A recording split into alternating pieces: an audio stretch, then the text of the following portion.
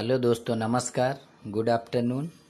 हम जान रहे हैं कि जो जीव जंतु होते हैं और प्राणी होते हैं यानी वन्य जीव जो होते हैं उनके बिना इस सृष्टि का रहना असंभव है।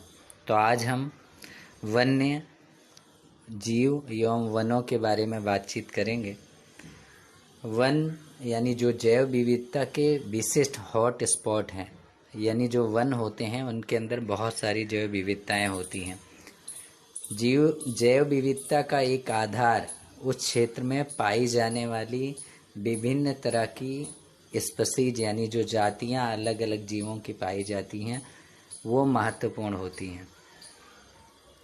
आगे अगर हम देखें तो परंतु वन्य जीवों के विभिन्न स्वरूप होते हैं, जैसे जीवाणु, कवक, फर्न, पुष्पी पादप, सूती कृमि, कीट, पक्षी, सरीसृप ये भी महत्वपूर्ण होते हैं। ऐसी प्रजातियां जो वनों के अंदर पाई जाती हैं उनमें कौन कौन से जीवाणु, कवक, फर्न, पुष्पी पादप, सूत्रकृमि, कीट, पक्षी, सरीसृप, छोटे मोटे जीव इत्यादि ये सब महत्वपूर्ण होते हैं। और वंशागत जैव विविधता को संरक्षित करने का प्रयास प्राकृतिक संरक्षण के मुख्य उद्देश्यों में से एक है। यानी प्राकृतिक संरक्षण का मुख्य उद्देश्य है कि जैव विविधता को कैसे संरक्षित किया जाए, कैसे उसे सुरक्षा प्रदान की जाए।